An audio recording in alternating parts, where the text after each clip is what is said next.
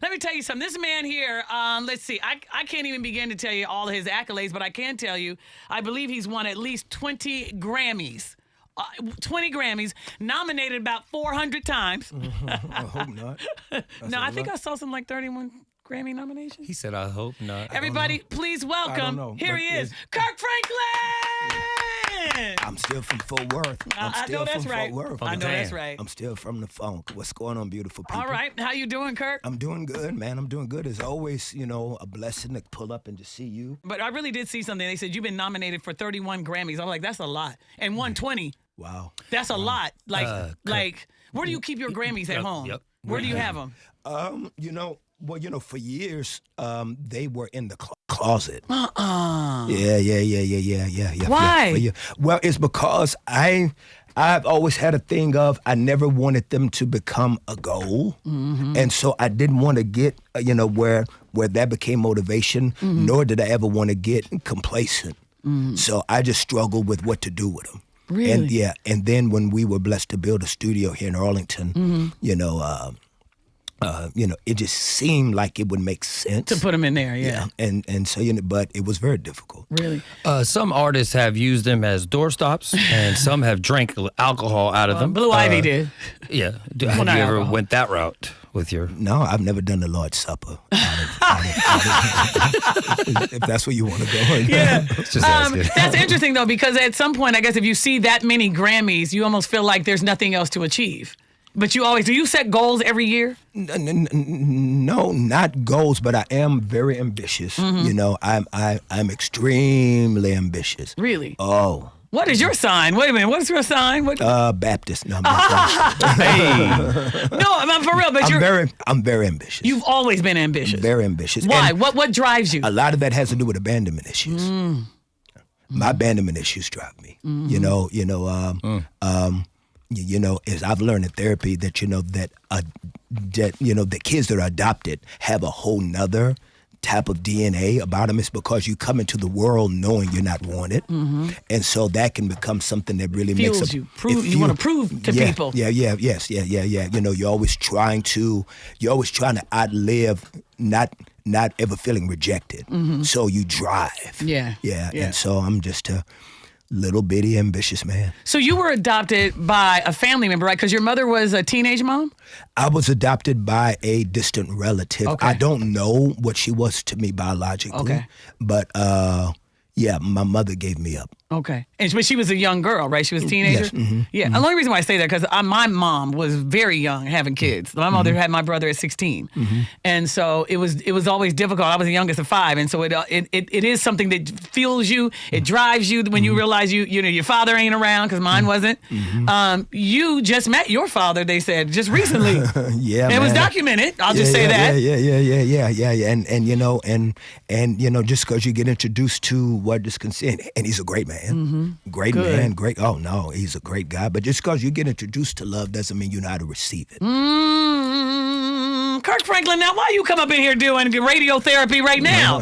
You teaching all of us something. And to say you said great man, I would think maybe you would have not nice things to say about your dad if he wasn't around growing up. He didn't know. Is that I was raised thinking all for 52, 53 years that another man was my father. Wow. Oof. Kirk, you're so transparent with this. Well, Like, why? Why do you find the need to tell the public or even let this become, was this your intention? Did it just slip out? Like, tell me. But if you followed me, I've always been this. If anybody that's ever, followed my career, I'm always, it's because I've always been wired to, as I feel that I heal as I reveal. And so, whether stuff with my son or stuff, as a young man, or, my struggles I've had as a young guy, and,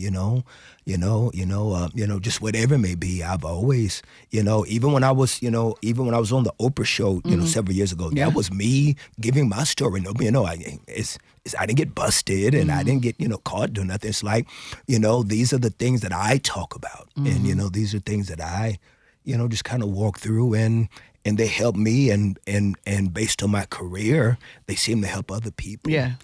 That brings me into this segue, because I did want to ask you something directly. I'm a father of 3 boys, and like you said, your situation with your son, that was very public and it was out there. me and my youngest, he's my most hard-headed son. You know, my other two are a little bit easier ride. He's a little tougher, and I see potential of me and him actually bumping a lot more heads, especially the older he gets when he's an adult.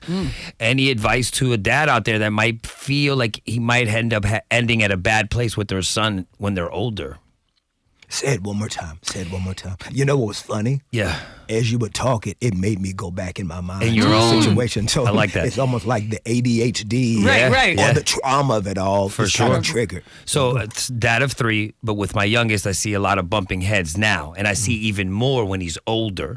I know you went through some things with your own son, and I was going to say for a dad out there who feels like he might not have the best relationship and in fears that even when he's older it might be worse, any advice you could give a dad? First of all, don't project that. Don't even project that, you know, and let love lead the way. Let love lead the love them, suffocate them in love. With love. So that's the only language they know. Now, Kirk Franklin, you have had an amazing career. Busted onto the scene back in 96, 93? What was it? 93. Dang it. Kirk. 93. First album came out in 93. Wow. What's the secret to such a long, for a long success like yours and to staying relevant like this? What is the secret? I don't know.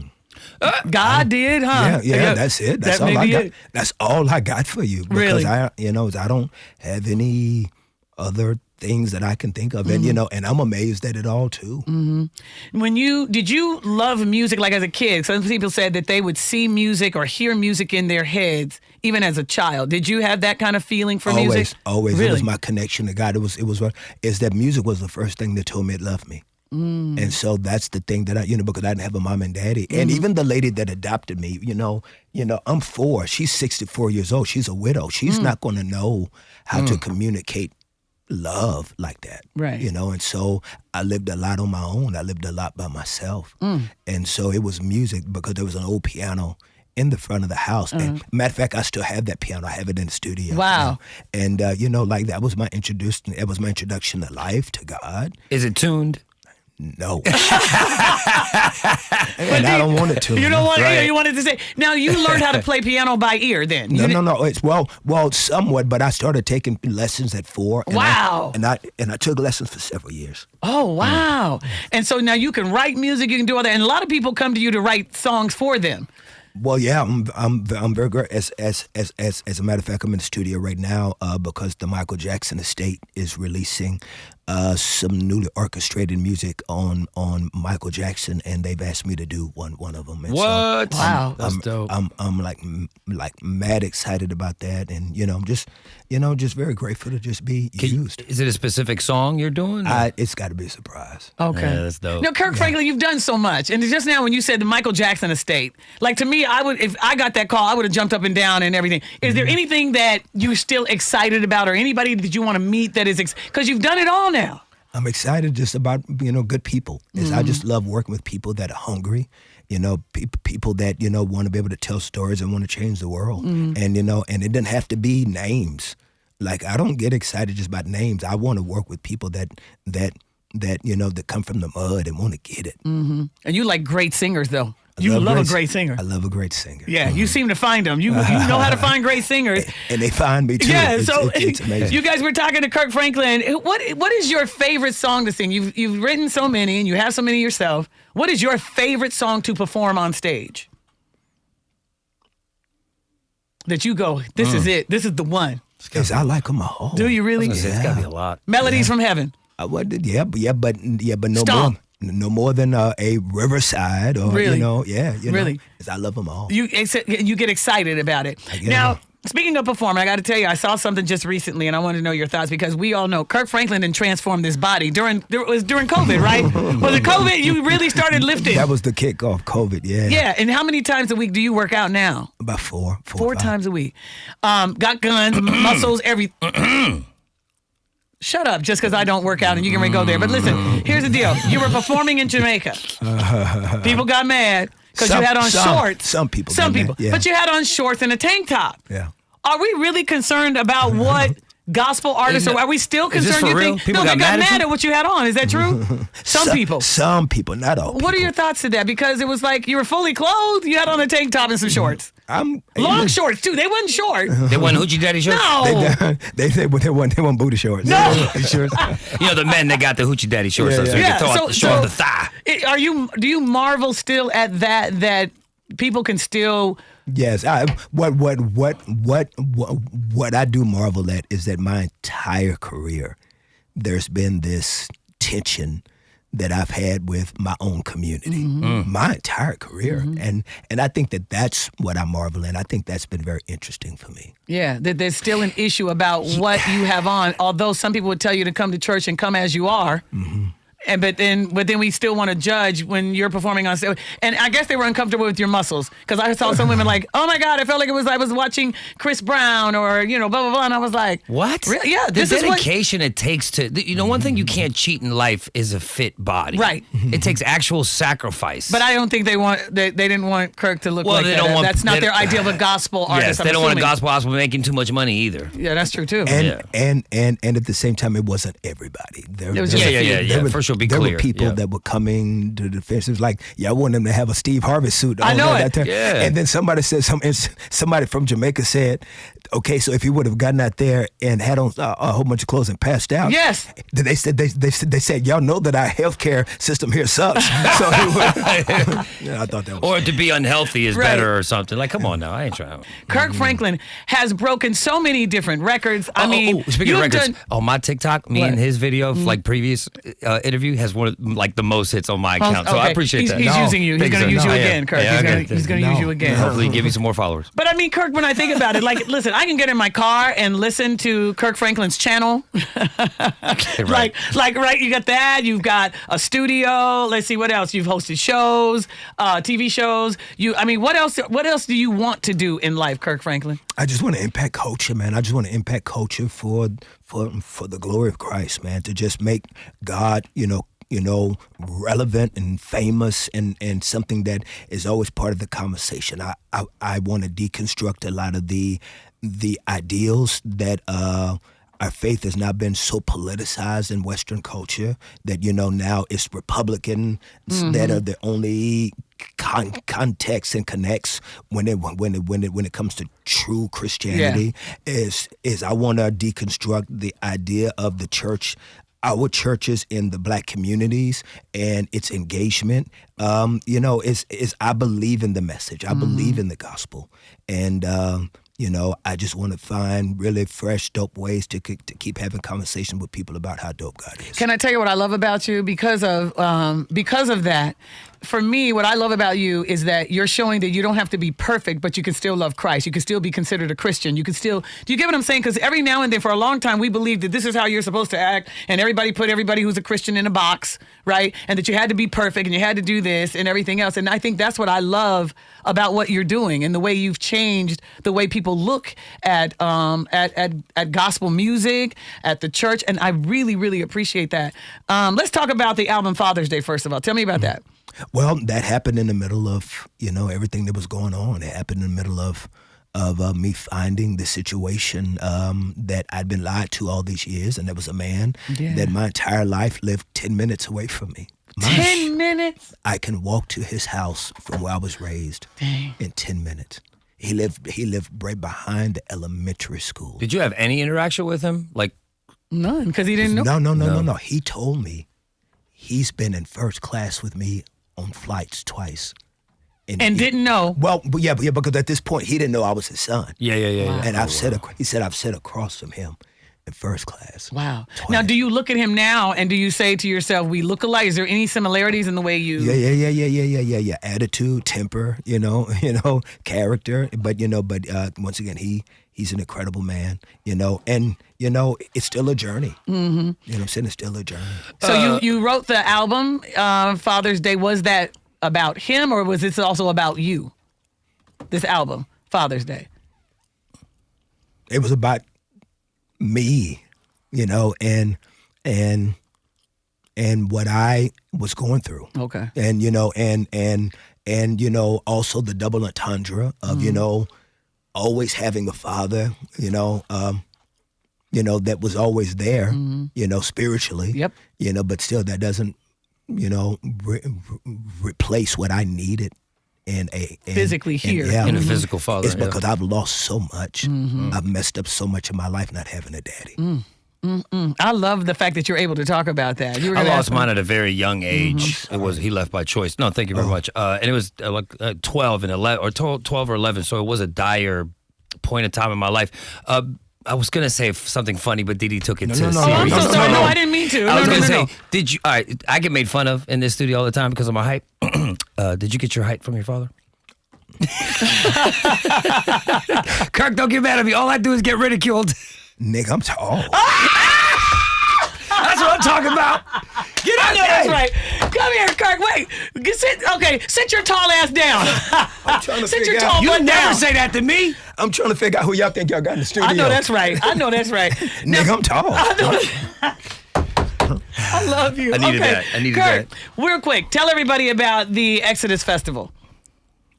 The Exodus Festival is the biggest outdoor gospel concert in the country. Okay. Yeah, I love that. It is the only music festival that showcases our genre, and it is the most beautiful moment experience of just church, worship, dance, party.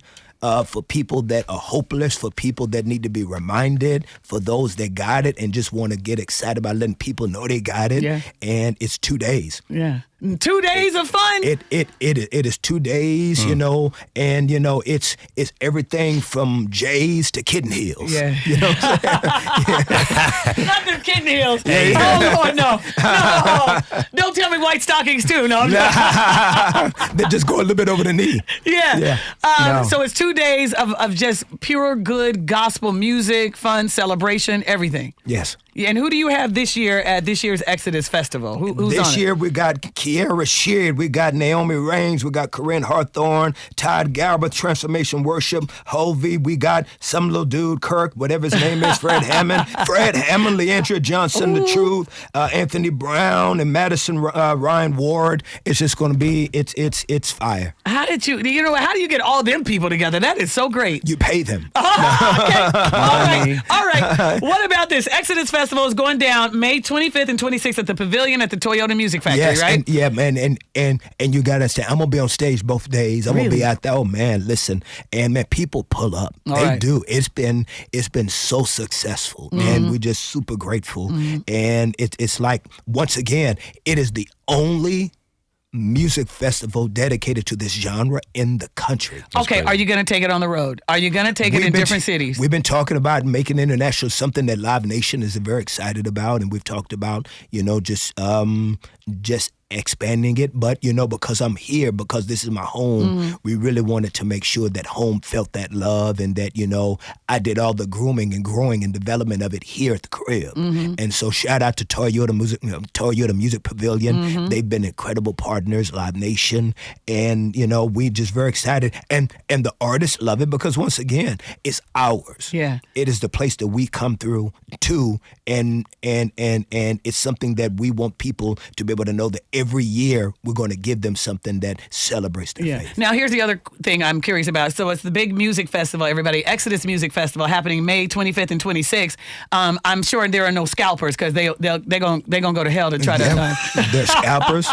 There are scalpers. How dare they try to scalp tickets for a gospel concert or festival? Because it's money. I know, but I'm just like, money is money. Now at this festival too, Kirk. Now will you have vendors, people set up? Will they be selling vendors, T-shirts, Bibles? Yep, Bibles, draws, gospel draws. Y'all ever seen gospel draws? Yeah, that's what I'm saying. I'm like, all right, we're gonna have all of that out there at the Exodus Festival. Tickets on sale now? Tickets on sale. All right, listen, when you get ready to take this on the road and you go to Chicago, because we're on in Chicago, shouts out, New Orleans, Pittsburgh, everywhere, let us know, okay? Connecticut, all that. Yeah, let us know. I love it. Thank y'all. Thank y'all. Because it sounds like this is a festival that needs to be on the road. It should be, I'm telling you, this is one. You know what? Folk that have come the last several years, y'all need to let people know how lit it's been. Amazing, and it's been packed, and folk pull up, and it's been something that people get excited about. And we have people coming from all over the country. You know, you're a workaholic. I see you are ambitious. I'm a worker. I don't know what sitting down looks like and feels like. I'll do that when I die. I can tell because, at this point, you could stop, but you just not. You just keep going, and I love that. But who wants to? I know it. What you going to do? Eat soup and watch Wheel of Fortune. I mean, I'm trying to figure out what do you do? I love it. Keep shattering stereotypes and everything else and keep winning. I love that. You're I love what beautiful. you're doing. I love it. Everybody And I make love sure. what you're doing. Thank you. You're an amazing friend. You're an amazing woman. I have loved watching you come up. Yeah, trust me, I'm blessed. I tell people that all the time. I You know don't know what? how it I feel happens. blessed being with you. Thank you for bringing me onto this team, DeDe. I do. I tell people that all the time. I say, I'm just blessed. I don't know. God, they say God takes care of babies and fools, and I always go, goo goo gaga then. I must be a baby. On All God. right. And I must be a Listen, fool. of course. With the nice fade. What a you're, nice- you're full with the nice There fade. it is. With the nice Thank you, fade. sir. Oh gosh, Appreciate God, that. I got to hear this now, Kirk.